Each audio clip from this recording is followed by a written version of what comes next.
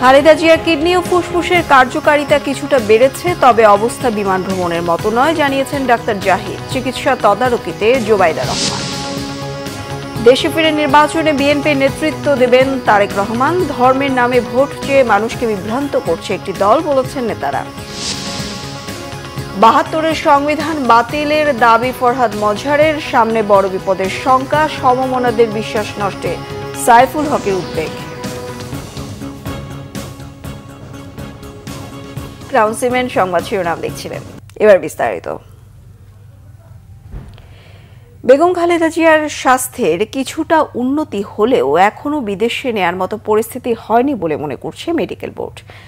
গতকাল রাতে বেগম খালেদা জিয়ার জন্য গঠিত মেডিকেল বোর্ডের পর্যালোচনায় স্বাস্থ্যের বিষয়ে কিছুটা উন্নতি পাওয়া যায়। আনুষ্ঠানিকভাবে না জানালেও মেডিকেল বোর্ড সূত্রে এই তথ্য পাওয়া গেছে। বেগম খালেদা জিয়ার কিডনি ও ফুসফুসের কার্যকারিতা আগের চেয়ে কিছুটা বেড়েছে বলে জানা গেছে, তবে অন্যান্য বিষয়ে ওঠানামা করছে। এজন্য এখনও ফ্লাইটে ভ্রমণের মতো পরিস্থিতি হয়নি বলে মনে করছে মেডিকেল বোর্ড। এর আগে শনিবার বিকেলে এক সংবাদ সম্মেলনে প্রফেসর ডাক্তার জাহিদ হোসেন সাংবাদিকদের জানান, বেগম খালেদা জিয়ার শারীরিক অবস্থা বিমান ভ্রমণের মতো নয়, তাই উন্নত চিকিৎসার জন্য বিদেশে নিতে দেরি হচ্ছে। তবে তাকে বিদেশে নেওয়ার সর্বোচ্চ চেষ্টার কথাও জানান তিনি। বেগম খালেদা জিয়া এর চেয়েও প্রতিকূল অবস্থা থেকে ফিরেছেন উল্লেখ করে ডাক্তার জাহিদ আশা প্রকাশ করেন, এবারও তিনি আল্লাহর ইচ্ছায় সুস্থ হবেন। কোনো ধরনের গুজবে বিভ্রান্ত না হতে দেশবাসীর প্রতি আহ্বান তার। আহমেদ সরোয়ারের রিপোর্ট।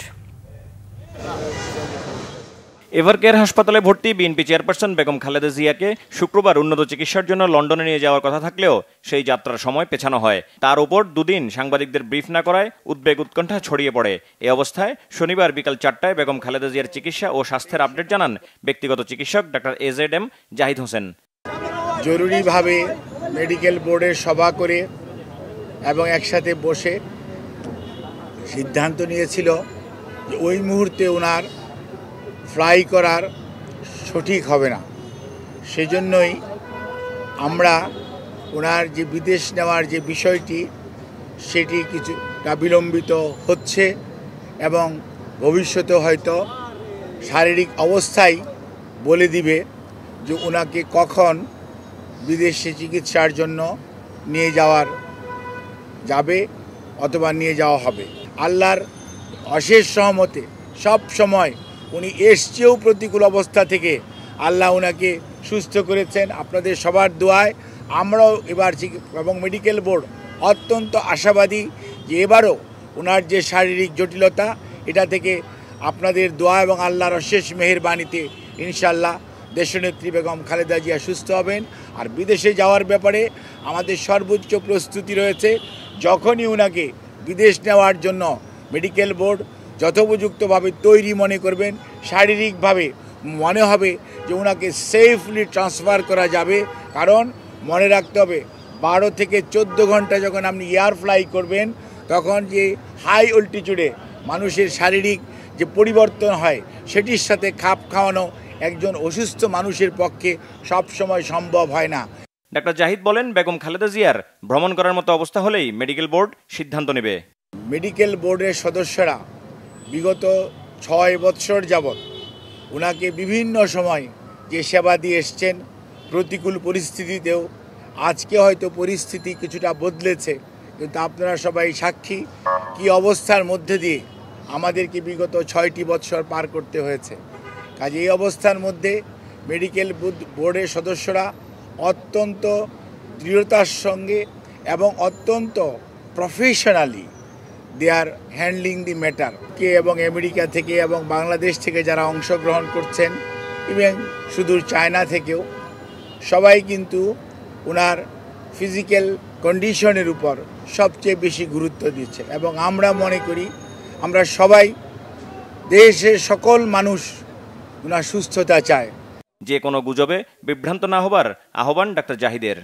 আবেগপ্রবণ আমাদের সহকর্মীদের কারণে হয়তো অনেকভাবে বাধাগ্রস্ত হচ্ছেন, সেজন্য আমরা আপনাদের কাছে যারা একটু মনে কষ্ট পাচ্ছেন তাদের কাছে আমরা ক্ষমা প্রার্থী বিনীতভাবে অনুরোধ করব, আপনারা দয়া করে যে শর্ট ফ্যাক্ট এটার বাইরে কেউ গুজব ছড়িয়ে মানুষকে দয়া করে বিভ্রান্ত করবেন না।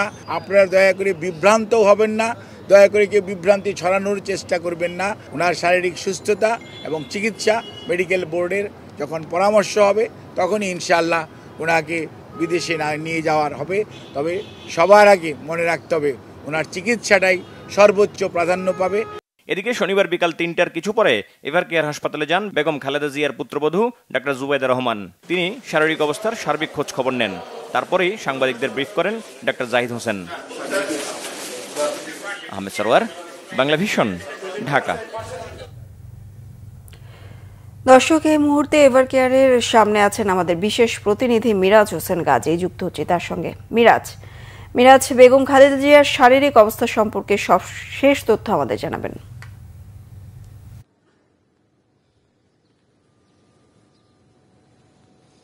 বিপাশা, সবশেষ তথ্য বলতে যেহেতু গেল রাতে অর্থাৎ শনিবার দিবাগত রাতে মেডিকেল বোর্ড তারা বসেছিল আলোচনায়, এবং সেই আলোচনায় বেগম খালেদা জিয়ার যে স্বাস্থ্যর যে রিপোর্টগুলো আছে সেগুলো সব পর্যালোচনা করে তারা যে সিদ্ধান্তে যেটুকু আসতে পেরেছে সেটি হলো যে একটু ভালো খবর হচ্ছে যে বেগম খালেদা জিয়ার কিডনি এবং ফুসফুসের কার্যকারিতা কিছুটা উন্নতি হয়েছে, অর্থাৎ ফুসফুস এবং কিডনি আগের চেয়ে ভালো কাজ করছে। এইটুকু হচ্ছে উন্নতি স্বাস্থ্যের। আর অন্যান্য বিষয়গুলো যে জটিলতাগুলো আছে, বার্ধক্যজনিত কারণেও যে জটিলতাগুলো আছে, সেগুলো আসলে কখনো হয়তো একটু উন্নত হচ্ছে, আবার হয়তো একটু অবনতি হচ্ছে, এর মধ্যে দিয়ে যাচ্ছে। তার মানে অন্যান্য বিষয়গুলো আগের মতোই রয়েছে।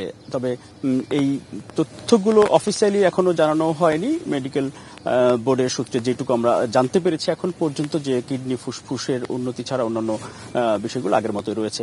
আর বিদেশে নেয়ার ক্ষেত্রে যেই পরিস্থিতি আসলে সেটি হলো যে স্বাস্থ্যগত পরিস্থিতি এখন যে অবস্থায় আছে সেই অবস্থার আরেকটু উন্নতি না হওয়া পর্যন্ত হয়তো মেডিকেল বোর্ড তারাও সিদ্ধান্ত দিচ্ছেন না যে বিদেশে নেয়ার ক্ষেত্রে। মূলত বিদেশে নেয়ার ক্ষেত্রে যেহেতু দীর্ঘ পথ জার্নি করতে হবে, ফ্লাই করতে হলে শারীরিক যেই অবস্থা দরকার বা যেই পরিস্থিতি দরকার সেইটুকু আসলে এখন পর্যন্ত মেডিকেল বোর্ড থেকে সেই বিষয়ে আনুষ্ঠানিকভাবে কিছু তারা জানায়নি যে আসলে বিদেশে যাওয়ার মতো বা এই দীর্ঘ পথ ভ্রমণ করার মতো আকাশপথে সেই সক্ষমতা বা সেই শারীরিক পরিস্থিতি বেগম খালেদা জিয়ার এখনো তৈরি হয়েছে কিনা বা আছে কিনা সেটুকু এখন পর্যন্ত মেডিকেল বোর্ড থেকে বা চিকিৎসকদের পক্ষ থেকে অফিসিয়ালি জানানো হয়নি।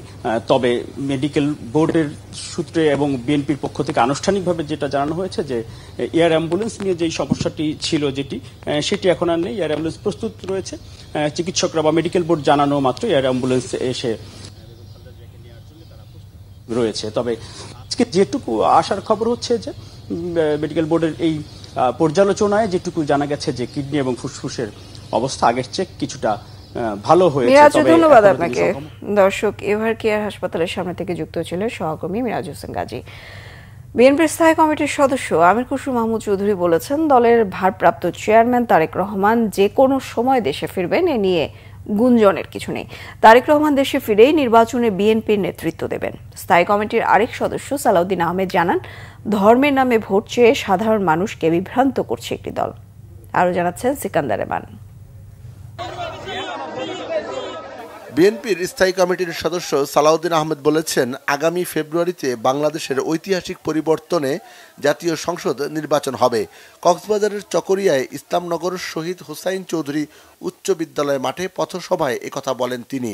ধর্ম নিয়ে রাজনীতি করা হচ্ছে বলেও অভিযোগ করেন তিনি। যারা আজকে ধর্মের দোহাই দিয়ে মা বোনদেরকে, সরল মনা মা বোনদেরকে বিভ্রান্ত করার চেষ্টা করছে যে এইবার একটা সুযোগ এসছে, অমুক মার্কায় ভোট দিলে তরতরাইয়া বেহেশতে যাবে, এটা আপনারা বিশ্বাস করেন? আমরা মনে করি বাংলাদেশের সহজ সরল ধর্মভীরু মা বোনেরা, মানুষেরা, ভাই বন্ধুরা, তারা কখনো ওইটাতে বিভ্রান্ত হবেন না। বিএনপির স্থায়ী কমিটির সদস্য আমির খসরু মাহমুদ চৌধুরী জানান, নির্বাচনী জোট ও আসন নিয়ে আলাপ আলোচনা এখনই শেষ হয়নি। সংলাপ, আলাপ, আলোচনা সবসময় গণতন্ত্রের অংশ। ওনার বাংলাদেশে যে পরিকল্পনা আছে সবগুলো ভালোভাবে, এগুলো পরিকল্পনাগুলো সব দলের পক্ষ থেকে, ওনার পক্ষ থেকে আমরা শেষ করে ফেলেছি। সুতরাং উনি যে কোনো সময় বাংলাদেশে আসবেন। আর যারা গুঞ্জন করছেন তাদেরকে গুঞ্জন করতে দেন, অসুবিধা নেই। একই আশাবাদের কথা জানান বিএনপির সিনিয়র যুগ্ম মহাসচিব রুহুল কবির রিজভী। তিনি বলেন, তারেক রহমান দূর থেকে প্রযুক্তির মাধ্যমে তৃণমূলে সবার সঙ্গে যোগাযোগ রাখছেন। তিনি দেশ ও দেশের জনগণকে ভালোবাসেন বলেই যথাসময়ে দেশে ফিরে নেতৃত্ব দেবেন। এত গুম খুন বিচার বহির্ভূত হত্যাকে সহ্য করে আমরা যে গণতন্ত্র অর্জন করতে যাচ্ছি সেটা যদি প্রলম্বিত করা হয় এই সমস্ত কথা বলে, তো এটা আমি মনে করি যে এটা গণতন্ত্রের বিকাশ, রাষ্ট্রীয় গণতন্ত্রের বিকাশ এবং সমাজে গণতন্ত্রের যে কালচারটাকে ছড়িয়ে দেওয়ার ক্ষেত্রে এটা বড় ধরনের ব্যত্যয় হবে। রিজভী বলেন, বিএনপি সবসময় পলিটিক্স অফ কমিটমেন্টে বিশ্বাসী। অতীতেও দল তাদের প্রতিশ্রুতি বাস্তবায়ন করেছে, ভবিষ্যতেও সে ধারাবাহিকতা বজায় থাকবে। সেই অঙ্গীকার দেশনেত্রী বেগম খালেদা জিয়া 91 সালে প্রধান। সিকান্দার রেহমান, বাংলা ভিশন, ঢাকা। 8 দলের বাইরে যে সকল ইসলামী দল আছে তাদের 8 দলে শরিক হওয়ার আহ্বান জানিয়েছেন জামায়াতে ইসলামের আমির ডাক্তার শফিকুর রহমান। বলেন, ঐক্যবদ্ধ থাকলে প্রশাসনের মাধ্যমে নির্বাচনী কু এ দেশে আর হবে না।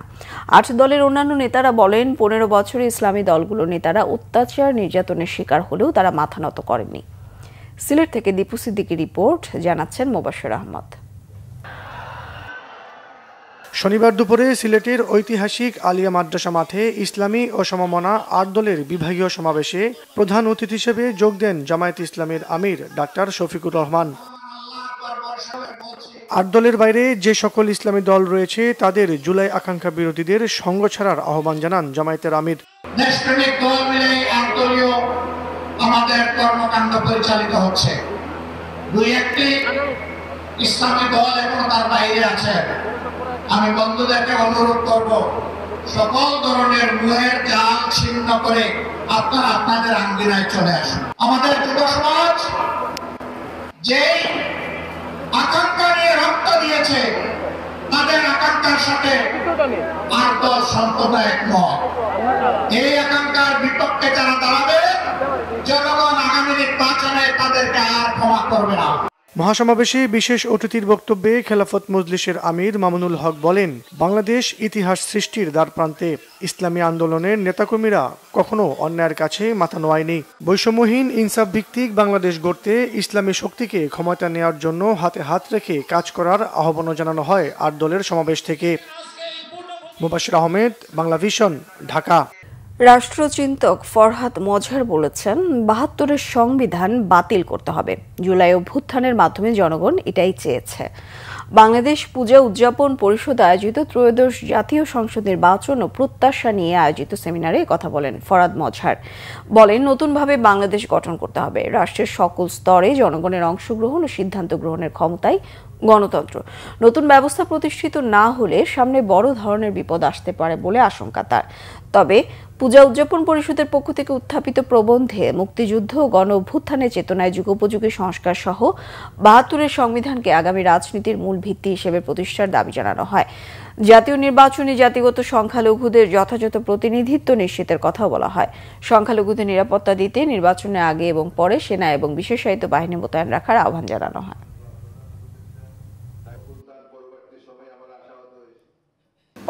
সংবিধানে কিন্তু আমরা মনে করি সহজে এটা বাতিল করতে হবে। গণঅভ্যুত্থানের মধ্য দিয়ে এটাই জনগণের অভিপ্রায় হিসেবে এসেছে। এর যে রাজনৈতিক যুক্তিটা খুব স্পষ্ট, সেটা এই জনগণ নিজেরা তাদের গঠনতন্ত্র প্রণয়ন করে। জনগণের যে অভ্যুত্থান, সে অভ্যুত্থানকে আমরা নস্যাৎ করেছি। ফলে এই শক্তি সম্পর্কে আমাদের অত্যন্ত সচেতন হতে হবে, যারা আবারও 72 সালের সংবিধানের কথা বলে। 13শ জাতীয় নির্বাচন আয়োজনে কমিশন এখনো অবাধ ও গণতান্ত্রিক পরিবেশ তৈরি করতে পারেনি বলে অভিযোগ করেছেন বিপ্লবী ওয়ার্কার্স পার্টির সাধারণ সম্পাদক সাইফুল হক। গতকাল রাজধানীর পুরানা পল্টন মোড়ে বিপ্লবী ওয়ার্কার্স পার্টি আয়োজিত সমাবেশে তিনি অভিযোগ করেন। সমাবেশ শেষে একটি মিছিল বের করা হয়। সাইফুল হক বলেন, বিদেশিদের কাছে নির্বাচন গ্রহণযোগ্য না হলে এর দায় নির্বাচন কমিশনে সরকারকেই নিতে হবে। তিনি আরও অভিযোগ করেন, অন্তর্বর্তী সরকার চট্টগ্রাম বন্দর বিদেশিদের হাতে তুলে দেওয়ার পায়তারা করছে। তিনি দেশের স্বার্থ রক্ষায় এরকম চুক্তি বাতিলের আহ্বান জানান। বক্তব্যের শুরুতে সাইফুল হক বিএনপি চেয়ারপারসন বেগম খালেদা জিয়ার দ্রুত আরোগ্য কামনা করেন। তিনি দাবি করেন, বিএনপি ও গণতন্ত্র মঞ্চ সহ যুগপৎ আন্দোলনকারীদের মধ্যে নির্বাচন ও আসন সমঝোতা নিয়ে সন্দেহ, নানা অবিশ্বাস তৈরি হয়েছে। ঐক্য ধরে রাখার আহ্বান জানান বিপ্লবী ওয়ার্কার্স পার্টির সাধারণ সম্পাদক। আমরা নির্বাচন কেন্দ্র করে, আসন সমঝোতাকে কেন্দ্র করে আমরা দেখতে চাইব যে আজকে আমাদের মধ্যে যে মনস্তাত্ত্বিক দূরত্ব তৈরি হয়েছে এটাকে কোনোভাবেই বাড়তে দেওয়া যাবে না।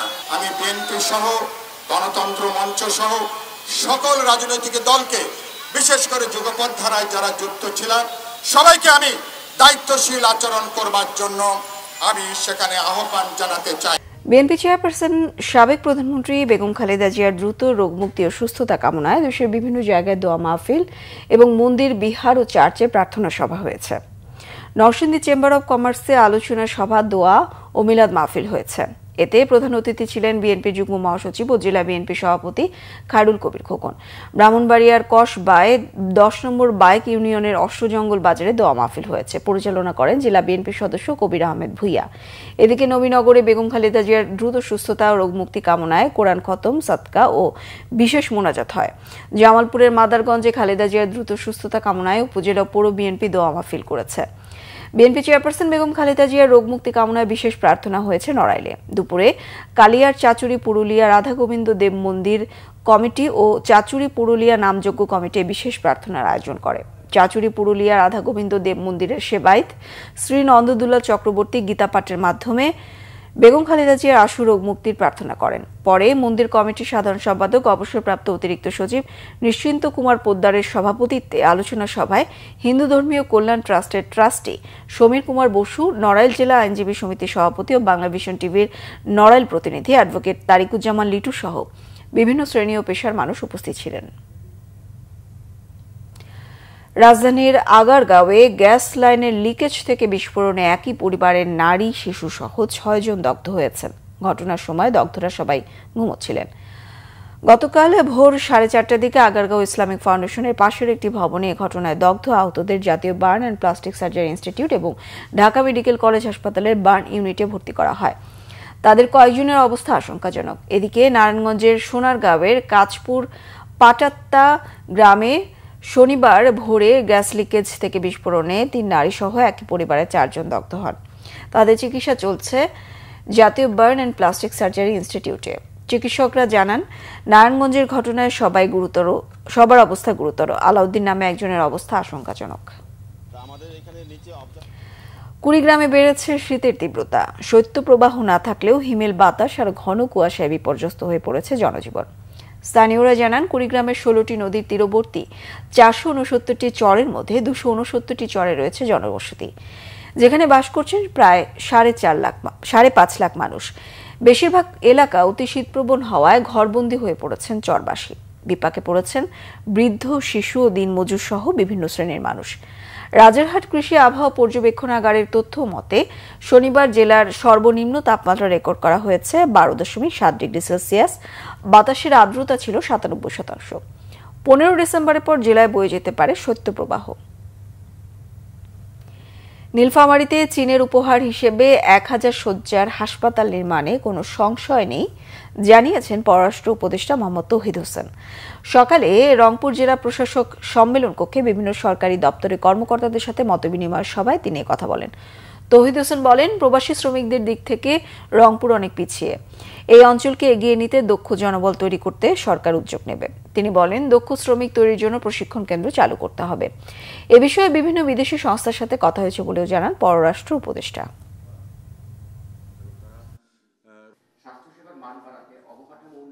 একটি রেফারেল হসপিটাল তৈরি হবে আপনার নীলফামারী জেলায়। জায়গা অলরেডি পাওয়া গেছে এবং সেটা নির্দিষ্ট করা হয়েছে। চাইনিজরা তৈরি করবে, চাইনিজ ডাক্তাররা প্রথমে কাজ করবে, তারপরে পর্যায়ক্রমে এটা আমাদের ডাক্তারদের হাতে হ্যান্ড ওভার করবে। 1000 শয্যার। আমি আশা করি এই অঞ্চলের হেলথ সেবাতে এটা অনেকটা ভালো অবদান রাখবে। শিল্প উপদেষ্টা আদিলুর রহমান খান বলেছেন, বিদেশ থেকে চিনি আমদানি আপাতত বন্ধ রয়েছে। আগে বিক্রি হবে দেশের চিনি কলের উৎপাদিত চিনি। গতকাল সকালে নাটোরের উত্তরা গণভবন পরিদর্শন শেষে তিনি কথা বলেন। আদিলুর রহমান খান বলেন, দেশের চিনি কলে উৎপাদিত যে চিনি জমা রয়েছে তা টিসিবির মাধ্যমে বিক্রি করা হচ্ছে। চিনি কলগুলোতে লাভের মুখ দেখাতে হলে চিনি উৎপাদনের পাশাপাশি আরও পণ্য উৎপাদন করতে হবে। উত্তরা গণভবন বিষয়ে উপদেষ্টা বলেন, রেওয়াজ অনুযায়ী প্রতিটি সরকারের সময় উত্তরা গণভবনে একটি করে সভা হওয়ার কথা থাকলেও দীর্ঘদিন গণভবনটি অবহেলিত ছিল।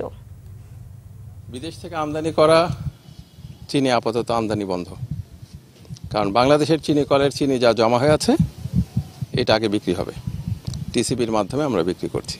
চিনিতে লাভ খুব দ্রুত আসে না, এটা তো ব্রিটিশ আমলের চিনি কলগুলি, এবং আমাদের সারা দেশের যা চাহিদা তার একটা ছোট অংশ দেশীয়ভাবে আমরা শোধ করতে পারি, আমরা হ্যান্ডেল করতে পারি। তা আমাদের সক্ষমতাটা বাড়ানো শুধুমাত্র চিনির উপরে না থেকে চিনির সঙ্গে সঙ্গে আনুষঙ্গিক যদি আমরা কিছু উৎপাদনমূলক কাজ হাতে নিতে পারি সেটাও চিন্তা করছি আমরা। সংবাদ শেষ করব ক্রাউন সিমেন্ট শিরোনামগুলো আরো একবার জানিয়ে।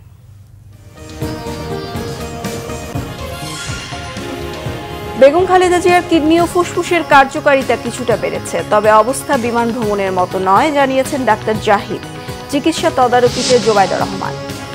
দেশে ফিরে নির্বাচনে বিএনপির নেতৃত্ব দেবেন তারেক রহমান। ধর্মের নামে ভোট চেয়ে মানুষকে বিভ্রান্ত করছে একটি দল, বলেছেন নেতারা।